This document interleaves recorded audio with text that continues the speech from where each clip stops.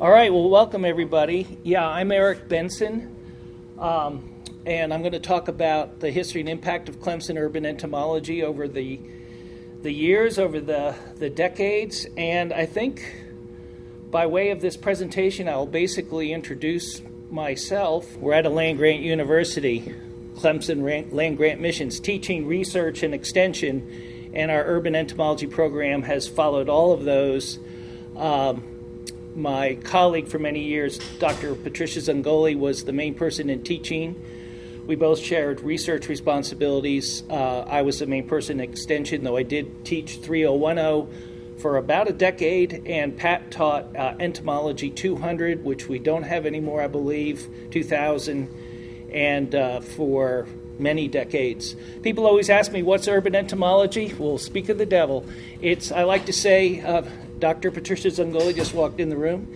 It's entomology where people live, work, and play. It's not just urban locations, as the name sort of implies. And I think I'm going to give you a couple examples of how I think we've impacted others where they live, work, and play. But the focus is on working with the pest control industry, protecting human health and property. So I see some of you have your Starbucks cups or whatever, and maybe you had a little snack earlier on. I'm very hopeful that a cockroach didn't poop on it, a fly didn't vomit on it, or the pest control operator that was in there last night doing the service didn't get insecticide all over it. So I like to call the pest control industry the silent service, because like submariners, you often don't see them because the restaurant, the hotel, the nursing home, the hospital doesn't want you to see them. But you do hope that the operating room, the dentist's office, the food preparation area, all the places that you go are safe from pests and the diseases they can vector, and safe from the pesticides that a pest control operator may use to try to protect you. Overall, the pest control industry has about 1,000 pest control licensed businesses. It's actually about 1,100 right now, servicing about 5 million South Carolina residents. It's a huge, huge industry. In South Carolina alone, we estimate it to be about a $500 million or $500 million industry.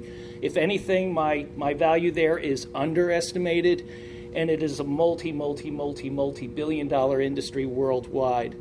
2 of the top 100 companies in the nation reside in South Carolina. It actually was more until just recently, when there were some huge acquisitions and mergers.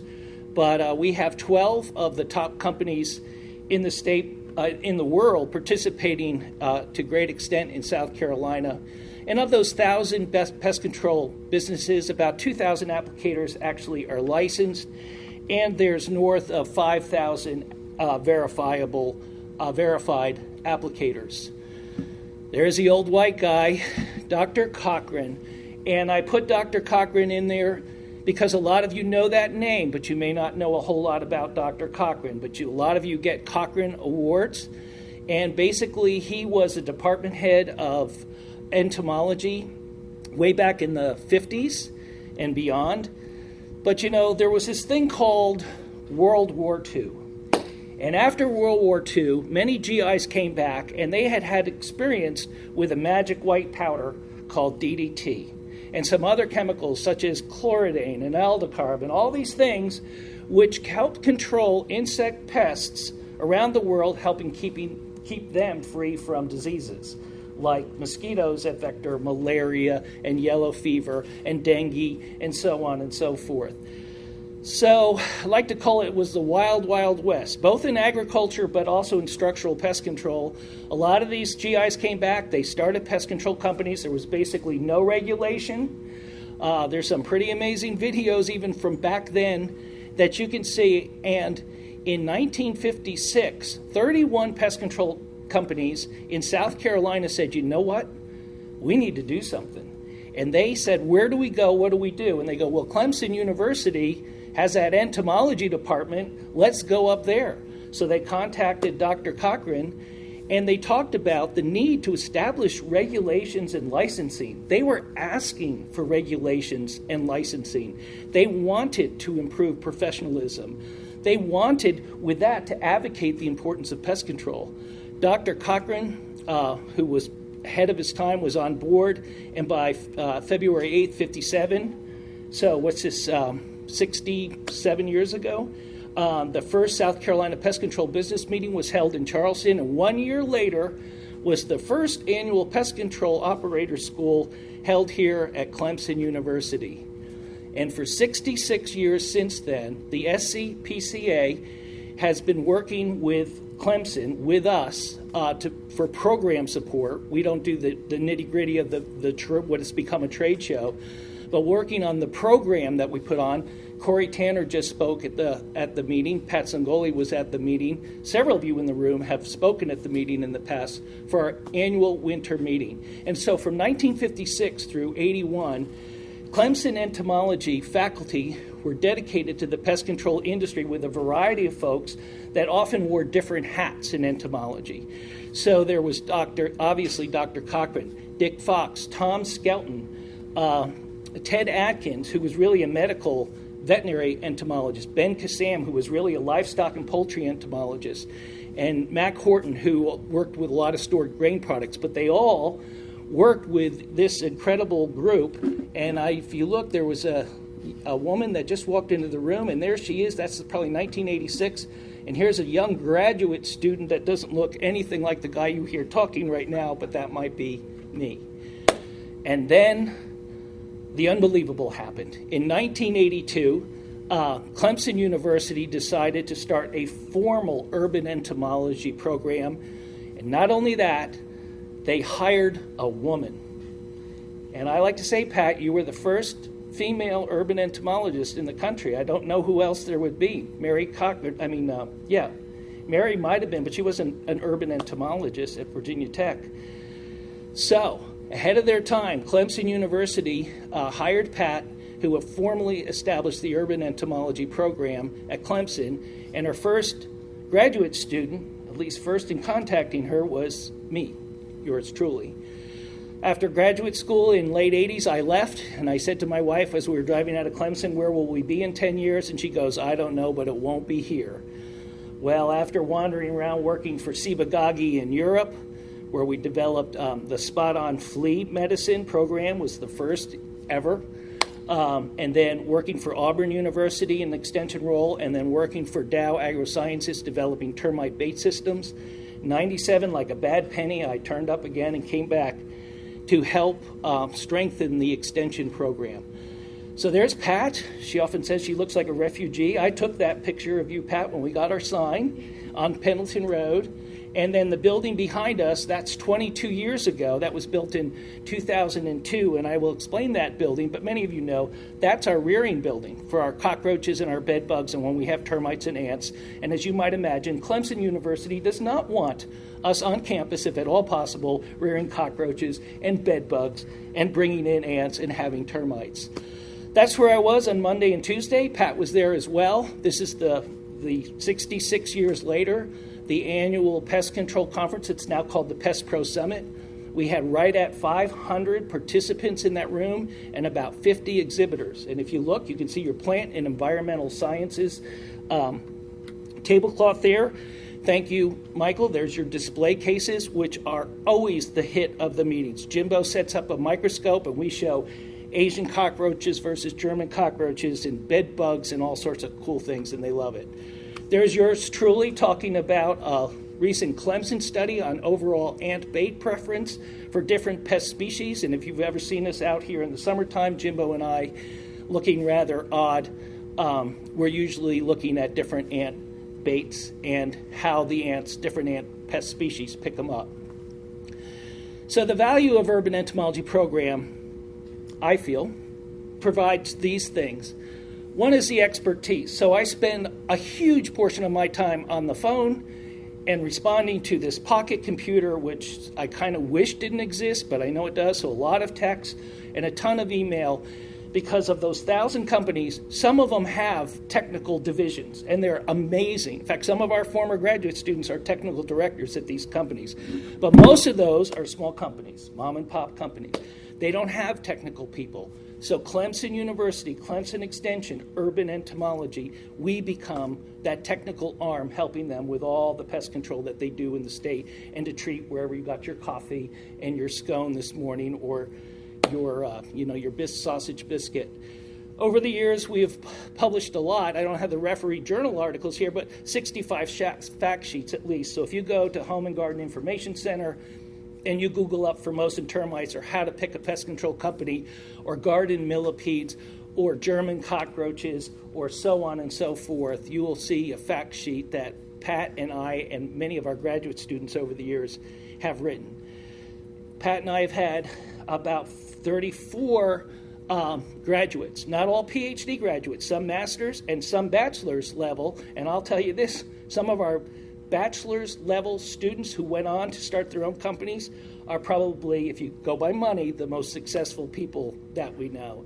But we've had several go into academia, but a huge portion of our graduates have gone to work actually in the industry. Research products in pest biology and treatment strategies I'm going to talk about in just a second here, and then I'm going to get into really why I'm still here, even though technically I retired in 2019, and that's to provide the training, mostly for termite treatments and home wood infestation inspections. But let's look at the research products and research pest biology and treatment strategy. And this is important, and many of you that work in Extension know this. But as an Extension entomologist, if Bayer or Syngenta, or Bayer's now Enview, I still can't get that in my head, or Corteva, which used to be Dow, comes to me and they have a new active ingredient or a new product, they ask us to test it, usually against a standard, something that's already on the market, because they want their new product to be as good as or better than the product on the market. And if it isn't, there's no reason to put it on the market. Being cost effective is a huge component of it. We get to do two things. One, I get to pay Jimbo and everyone else in our lab, so it provides funds for our lab, but it also gives me the experience of working with these products that are coming down the pike, so that when one of those 1,000-plus companies say, hey, Dr. Benson, can you tell me about Advanced 375? Or what's this with the new Bayer dust that's coming out? Hopefully, I've had experience with it, and I can relay, not saying, oh, yeah, always buy this company or that company, but I can tell them, well, here's the experiment that we did, and here's the experience that we had, and here's how it did. So it's very important for us to get a first-hand look at a lot of these products. So I'm only going to show you two, but I think there's some of my favorite two that we worked on, and really this does fall in the realm of research, pest biology, and treatment strategies. This is Dr. Kevin Hinson. Kevin was outdoor person. I always wanted to stage a picture of him in the lab because he did so much work with our bed bugs. So, Jimbo, how many strains of bed bugs do we have? 4? 5. We have bat bugs, and then we have 4 strains of bed bugs. One's totally insecticide susceptible. That's the standard. And then there's 3 resistant strains. One 350 times resistant to the pyrethroid deltamethrin from Jersey City. Don't mess with them. You can't kill them with a pyrethroid. But so we have these bed bugs, a tremendous amount of work to work with them to keep them alive. We have to feed them rabbit blood every 10 days. And Kevin noticed that, well, below Kevin, you see this is an interceptor trap, a climb-up trap. And the idea is you have this like double saucer, if you will. And if you go to a hotel room, sometimes you'll see them, which means they probably have had bed bugs or they're concerned about bed bugs. The idea is if a bed bug's coming down that bedpost or coming from the outside, they get into either one of these inner areas.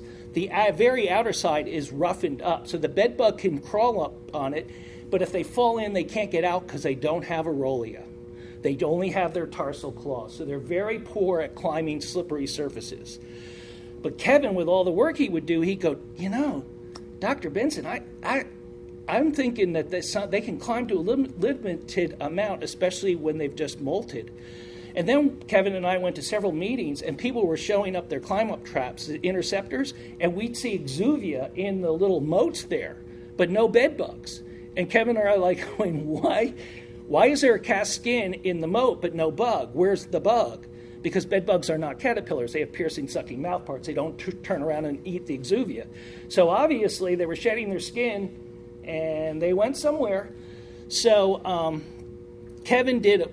I'm just glossing over this, not doing it justice at all. But he took recently molted bed bugs, teneral bed bugs, different stages, time and time again, and basically you see these two basic graphs.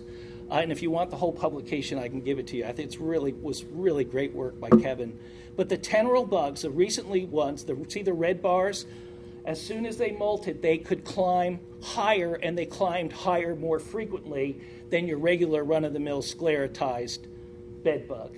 And then over time, as they sclerotized up, as they hardened up, they lost that ability to climb slippery surfaces. So recently molted bed bugs could climb slippery surfaces. When they sclerotized back up, they couldn't. This was fun. It's really fun because I get to say Vladimir Rukov. We teamed up with Vladimir Rukov in bioengineering, who wanted to examine the adhesive property of recently molted bed bugs with this fancy schmancy machine. I have no idea how it works. All I know is I had to pay about $90 every time he tested one bed bug. And it was kind of funny because Vladimir and Kevin had this thing worked out where Kevin would be in our lab watching the bed bugs, and he knew, this one and this one are about to molt. And he'd call up Vladimir and he'd say, I got one. I'm going to be coming over in just a minute to Rhodes. And I got the bed bugs. They're just molting now. And I always said, you need a siren on the car, and like siren it over the recently molted bed bug to Vladimir. And of course, then you have this recently molted teneral bed bug, and they don't sit still. They're wiggling. They're moving, and we didn't want them dead, but they came up with a technique to get them on a glass slide, try to hold their legs down so they're not wiggling too much, and then Vladimir would put on one of these sensors that would measure the adhesiveness of exoskeleton fluid measured in nanonewtons.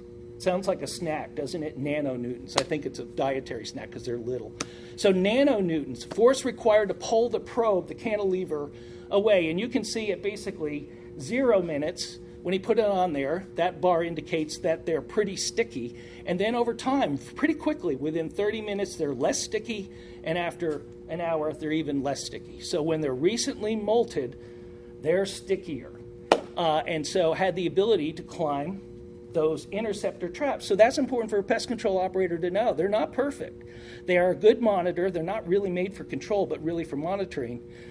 But if you see cast skins in there and no bed bugs, you have bed bugs. So that was some fun work. And then another one from Dr. Jimbo Song back here, who also worked with our technician, and I'll show you her picture again, Brittany Ellis. They both did a tremendous amount of work on what you all call sugar ants, and there ain't no such thing as a sugar ant. I'm on a quest. They're Argentine ants, which are probably the most numerous pest ant species in South Carolina, that and odorous house ants.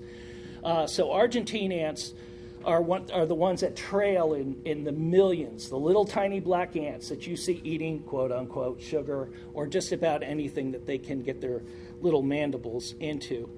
So there is a real problem at the state parks, all right? Urban entomology is where you live, work, and play.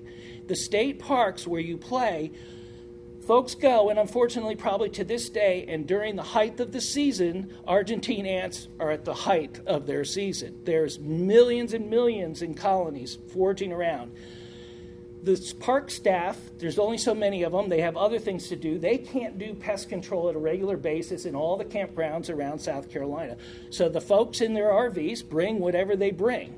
And I have seen them, some will get out with 7 insecticide dust, and make a ring all the way around their place, or lye, or liquid chemical X, or who knows what they do.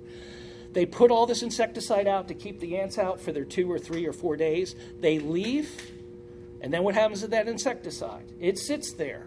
Or it rains real hard, and it can rain real hard in South Carolina, can it?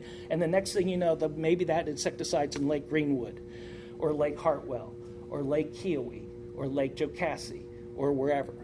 So Jimbo did several things following up Brittany's studies, but one was he monitored different Argentine ant habitats with these little hobo monitors. So how many did you? Had at least 10 of them, didn't you, Jimbo? And he's taken average temperatures and relative humidity within the nest itself. They tend to nest in shallow areas. And then, of course, taking ambient readings. And then he would bait with sugar bait once a week. And this is the general results. But through the colder months, you see the orange line there, the average number of ants he was catching. And then the blue line on your right is max temperature for that period and min temperature. And the bottom line is, when we got to temperatures, which we're heading into right now, of around 55 degrees, I like to use 55 degrees, nighttime temperatures, you start to get that. You see things like Argentine ants really start to move.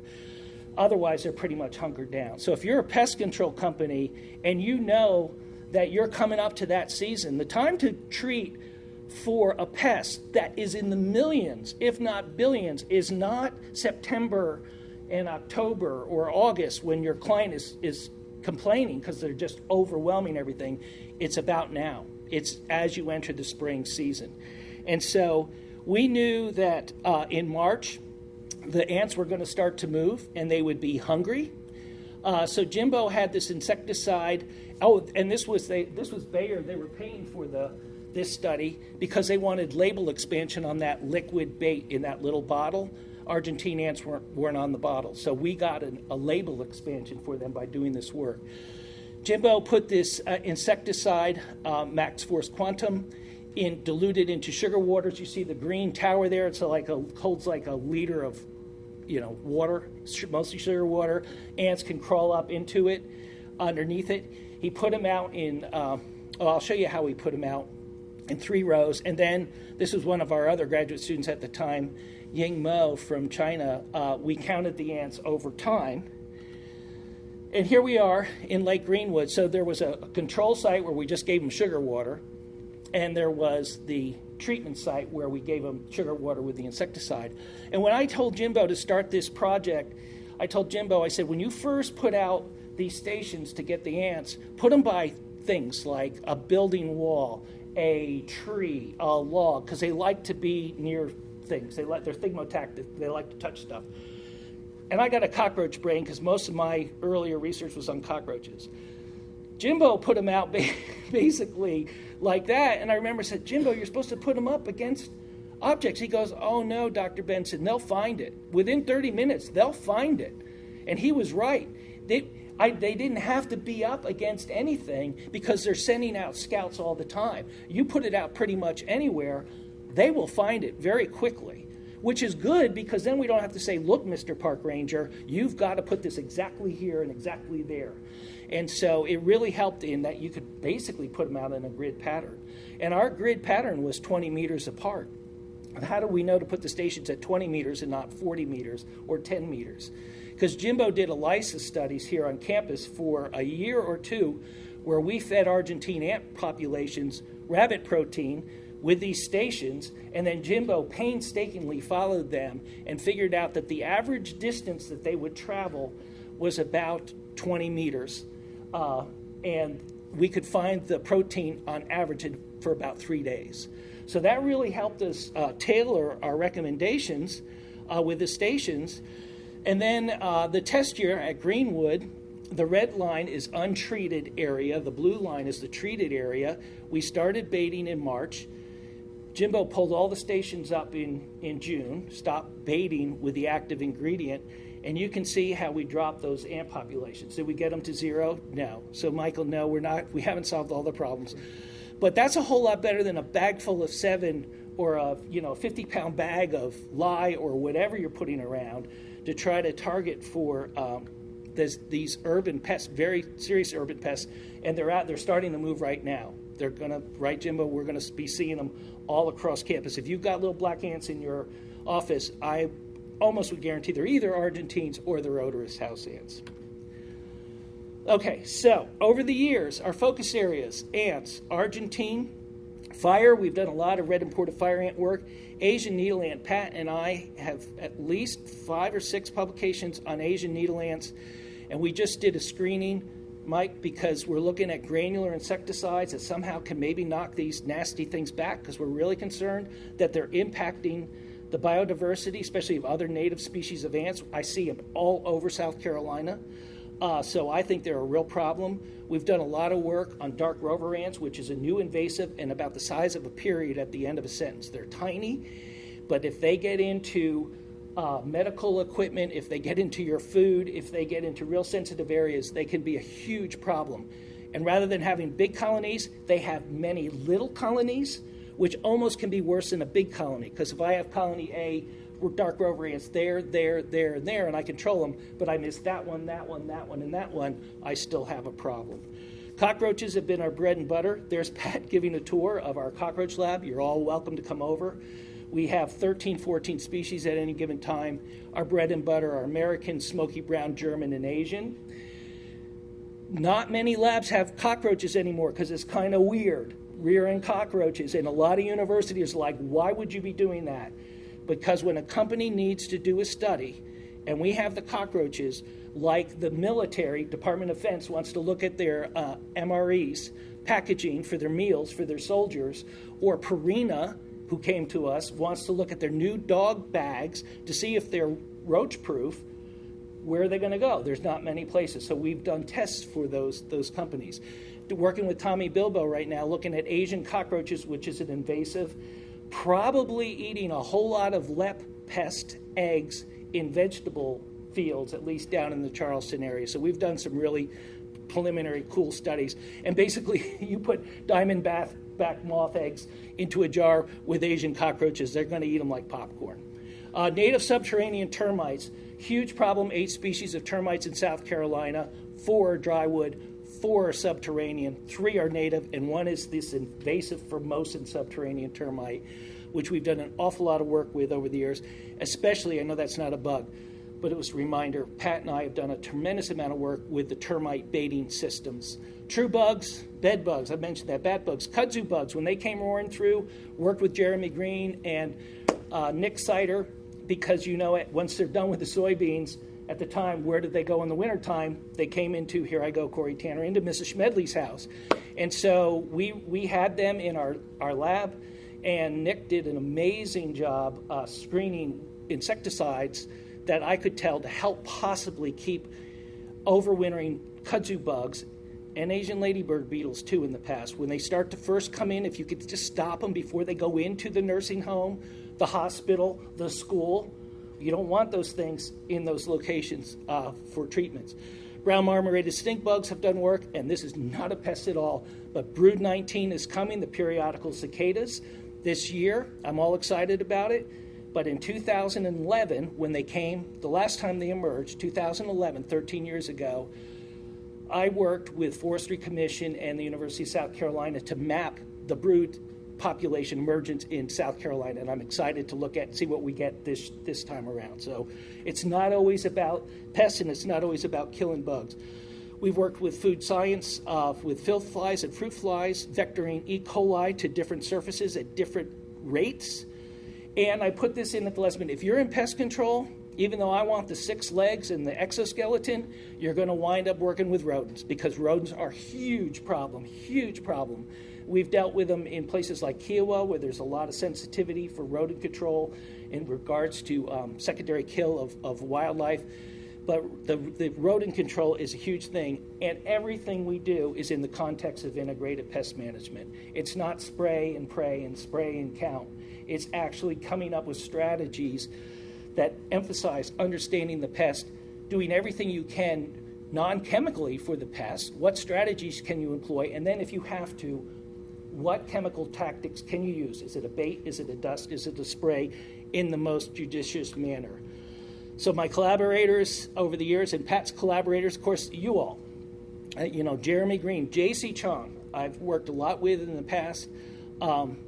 Tommy, we're going to work soon. Packaging science, as I mentioned, looking at packaging, which is always a lot of fun to me. I really find it really fascinating what they do, and they're an amazing group. Food science with Paul Dawson, the bioengineering studies. We're providing cockroaches right now for an antennae elasticity study. I'm not involved with that research, but we provide them the cockroaches. Facilities, all the time. We're working with facilities who's doing pest control here on campus. And the Department of Pesticide Regulation, mostly in training, but they're an important collaborator for us. And then the manufacturers who really help keep our lab alive. Almost every year we're doing some product work with, this used to be Bayer, Enview, Syngenta, BASF, Corteva, other over-the-counter formulators. When you walk into Lowe's or Home Depot or Bi-Lo and you see all the can of Raid, a lot of those over-the-counter products, we've probably either tested some of those products or at least tested the active ingredients in those products. South Carolina Park System, South Carolina Pest Control Association. So tourism is huge, right? Agriculture is huge. Tourism is huge. And if you have bed bugs in Hilton Head or Charleston or Myrtle Beach and there is bad press, it is a huge deal. So we've dealt with that, and a lot of that is the silent service behind the scenes. Healthcare systems. If you have fruit flies or filth flies in operating rooms, and we live in South Carolina, it can happen, right? Trying to figure that out and try to figure out, okay, what happened, how did it happen, and how do we get it out? And it's probably not walking in the operating room and start spraying insecticide. So it's very complex, and that's why I'm never bored a day in my life. Food service, historic preservation, several projects down in Charleston over the years, specifically because termites do a tremendous amount of damage to structures, and I haven't even mentioned it because we don't really study them, but we do a lot of work trying to help with them is wood-boring beetles, powder post beetles, old house spores, and the such. We've had grants from EPA. I'm on 2 Southern Region IPM grants right now, and then even we've done work in our lab with USAID. So that's an overview of our research. And then training. And the main reason why I'm retired, but I'm not retired, to provide the training programs that you see here. And this is our facility at Sand Hill Research Station in the center of the state. And it's just a simple pole barn over a crazy, crazy foundation. And the one and only I'm going to highlight is the first program is the Master Termite Tech program. So in the bad old days, in the 1990s, chloridane, an insecticide which has incredible longevity in the soil, was discontinued. Some other products came along. They're now discontinued, like Durspan for termite control. And there was a lot of upheaval in the pest control industry trying to control termites. So Neil Locke from DPR and essentially my predecessor, several beyond me, there was Matt Horton and then Ben Kassam, I mentioned him earlier. They got some EPA funding and they built this training facility and set up this whole program to train pest control companies in proper termite control work. It was the first in the country. This had never been done before. It was buy the jug of whatever, liquid chemical X, get your truck, and go out and hopefully do a good job. And when you're putting a liquid termiticide in the ground around the average home, you're probably putting several hundred gallons of material. It's diluted material, but you're putting 200 would not be unusual, 200, 300 gallons of insecticide. You hope the person is doing a good job. You hope it stays where it's supposed to be stay. So we did, they set up the MTT, this advanced training, and again, Sand Hill's been perfect. I complain about it because I spent half my life in Columbia, South Carolina. Sorry, USC fans. But you can't beat Columbia if you want to get people from all over the state easily. And we've had all kinds of meetings at the Lake House. And we give recertification credits, which is a key motivating factor, but so is certificates, which I never fully appreciated till I really got involved with this. You can see two of our folks there for the hands-on training, and that's the other thing. Yes, there's some lecturing at first, but the main part is we go up to this foundation that you can see behind them, and we do hands-on. They dig, they drill, they trench, they treat, they get their hands dirty. And this is Ryan Oakey with the Department of Pesticide Regulation.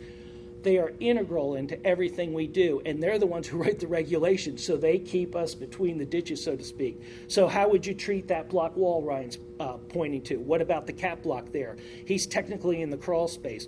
On the other side is a driveway. How would you treat those plumbing pipe penetrations? How would you do the wall past Ryan? There's a well, a fake well on the other side. Look at the 3 tiers of block behind them.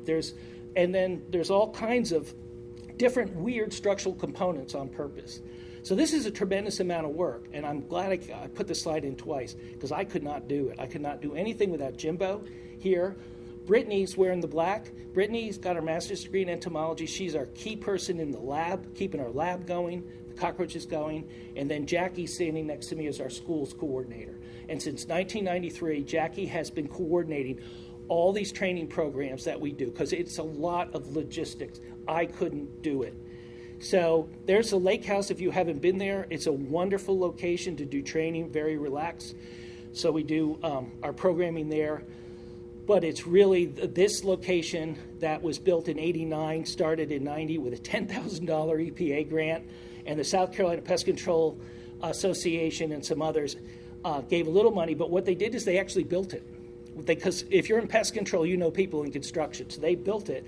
And then Pat and I improved it in 2008 with that pole barn and that gray shed in the background. We didn't have one before. And with $80,000, mostly out of our sweat and tears, Pat and I brought up at least 40 or so, and DPR provided 40 to get us under cover. So there it is. You can see that's a crazy fireplace. But when people see that, especially if you're an 18, 20, 22-year-old person, you don't know bugs and you don't know construction. You don't know pest control. And so, when you drill into the wall or drill around the soil, what's going on? What's a mono slab versus a floating slab versus a supported slab versus triple tier brick versus two-tier brick? Do I have to drill that? So on and so forth. So they actually get to see it, and we spend 2 full days with these folks in very small classes, hopefully training them well. There's our rig. There's the Durango, Jimbo, our shed. So we spray blue water. I've been spraying blue water since 1997 now. It's not spraying isn't the right word. We trench and treat. We rod into the soil. There's one of our classes looking at some of the structural components. And these are, I won't read every one, but these are the things that we go through in the 2 days for their training. And by far the most important thing I think we do is the hands-on training. And then they're tested. This is the Master Termite Technician class. This is not, you just started yesterday and let's go out and do this. This is the top level. And so it means something. And they get a certificate if they pass, and they get a patch if they pass. And if you see a pest control technician come to do treatments and you see that Master Termite Technician patch on his sleeve, you know that he's been through our program. And they wear it very proudly. So over the last 34 years, we've had about 1,400 individuals attend the class. And you might say, well, Eric, that's not a whole lot. We hold classes to about 24 because it's hands-on. We don't want huge classes. We almost always have a waiting list, and we're turning people away. So we get it at 24. We do it 2, sometimes 3 times a year. Most are pest control operators. Most are from South Carolina. We've had 12 other states, and then also Saudi Arabia and the Virgin Islands. I know Virgin Islands is in another country technically, but I'm calling it for this. And then participants have been, of course, pest control operators, but extension specialists. Corey's run a lot of his HORT guys, or over the years, a lot have taken it. County agents, regulatory specialists, industry representatives, home inspectors, military personnel. We just had the head of the facilities, the Park Service, who's housed in Glacier National Park in Montana. I want to make him my next best friend, who came to the program and says, I'm going to start sending my facility guys from different national parks to your school. And about 20% fail. So any of you who do extension programming usually take it, and if there's a test, you usually pass. This is pretty hard. And so we have about a 20% failure rate, and we're not trying to fail them. We want them all to pass. But it's not easy. So when they do pass, I think there's company pride. You can see the black patches under the red patches. He has a Georgia patch on, the red patch. Georgia started it after us. Georgia based, if you go to Georgia's facility, it looks like our facility. So giving company training and pride. The research I get to transfer on, and I'm glossing over it, we do talk about termite baits and borates and even fumigation, but mostly liquid treatments, is research-based information, not anecdotal information, not the glossy brochure by the company that wants you to buy their product, but research-based information.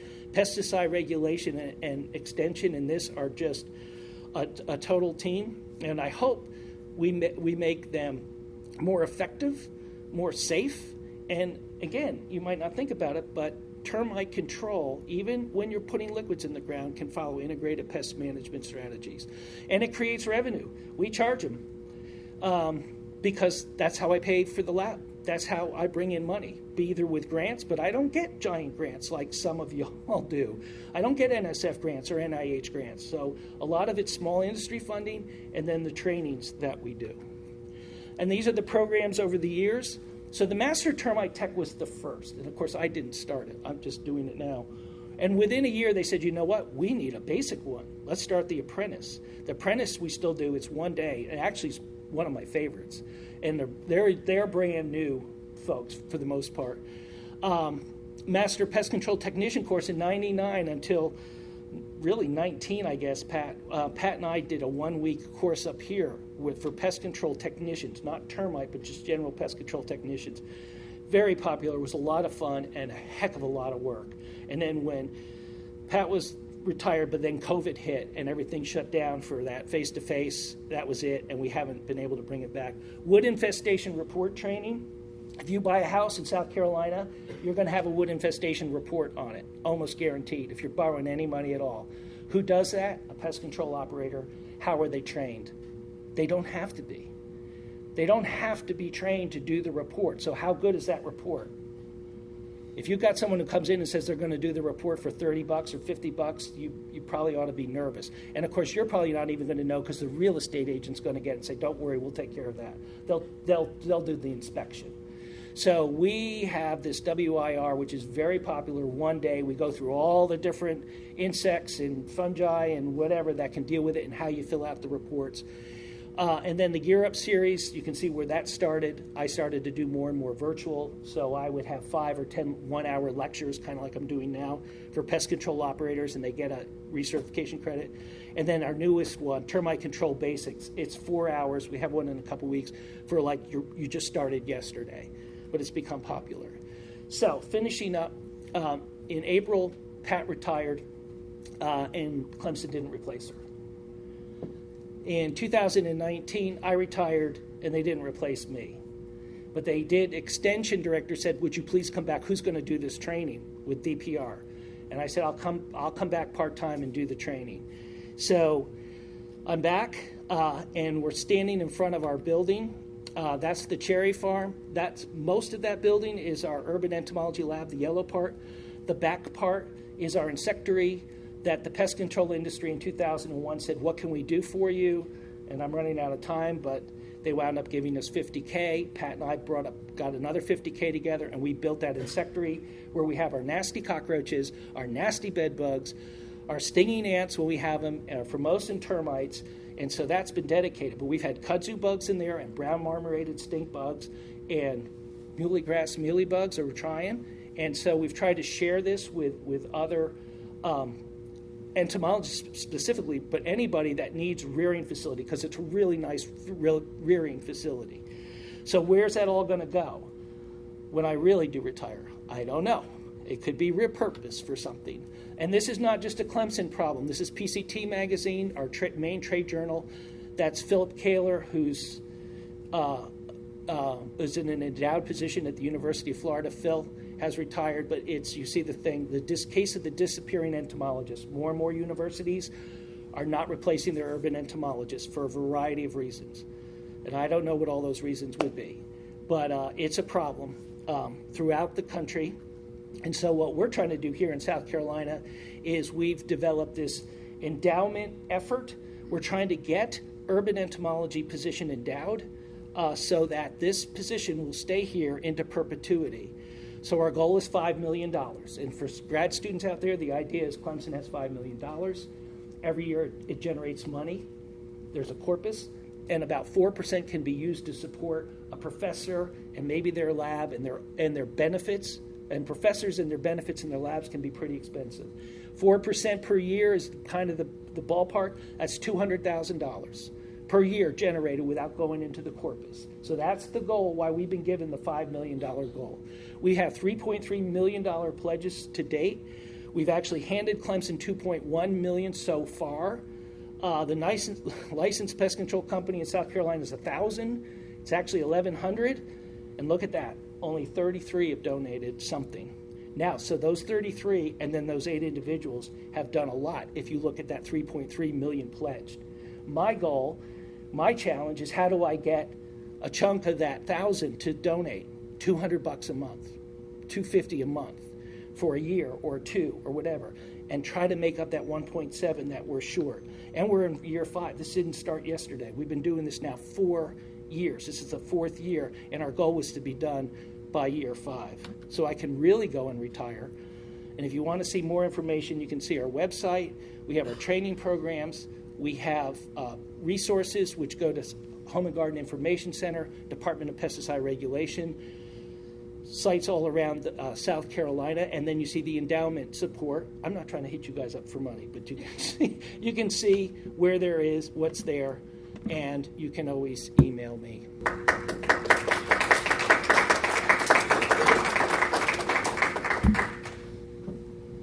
Yes? No, so I always tell people that there's, and the question is, have you always been into bugs? I always feel there's 2 types of entomologists in the world, the ones that were born being an entomologist and then those that fell into it later in life.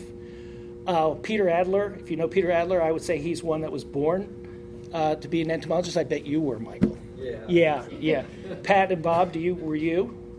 No, I wasn't either. And if life had been perfect, so I got animal science undergrad and then a biology master's. But the only guy who had any money was the entomologist in the biology department who had cockroaches. And when I told my mother, I have one brother who is an engineer and one who was a lawyer, I was going to study cockroaches. She's like, oh, honey, why can't you be normal like your brothers? But I wouldn't change it ever. And when I started to work with the cockroaches and started to understand entomology and urban entomology, and then I contacted this young lady eventually, it was like, this is what I want to do. This is where you could have some impact. Otherwise, I'd want to be Charles Darwin and be on the Beagle and sail around the world and look at finches and tortoises.